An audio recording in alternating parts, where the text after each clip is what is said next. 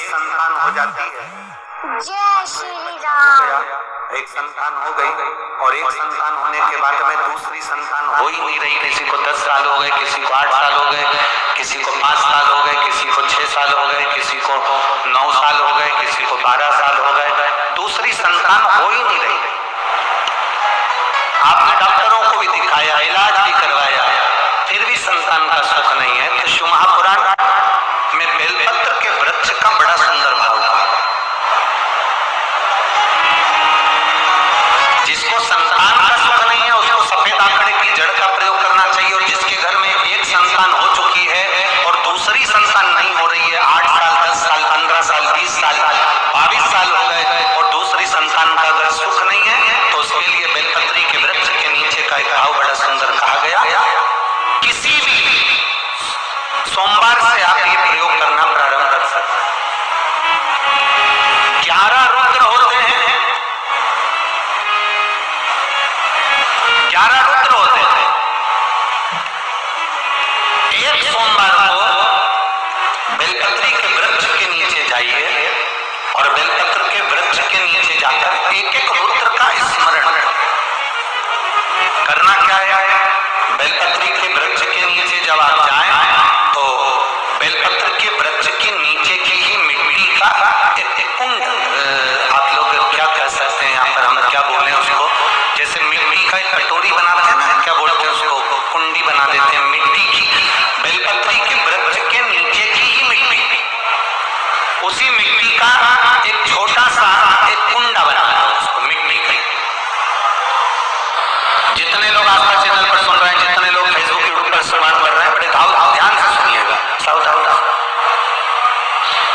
मिट्टी की कुंडी बनाई, उस कुंडी में जल समर्पित कर दिया और जल चढ़ाने के बाद में एक घी का दिया लगाकर वहीं पर थोड़ा सा मीठा, कुछ भी जो आपके पास में हो, घर में जो भी उस समय पर आपके साथ में हो, या तो दूध घर का मीठा हो, जैसे मावे का, खोए का हो या खीर हो, तो वहीं पर एक कटोरी में थोड़ा सा रख दीजिए और उस कुंडी में जो जल चढ़ाया गया है वहां पर उस बेलपत्री के वृक्ष के नीचे भगवान शंकर के 11 रुद्र हैं, उसमें से एक एक रुद्र का आपको स्मरण करना।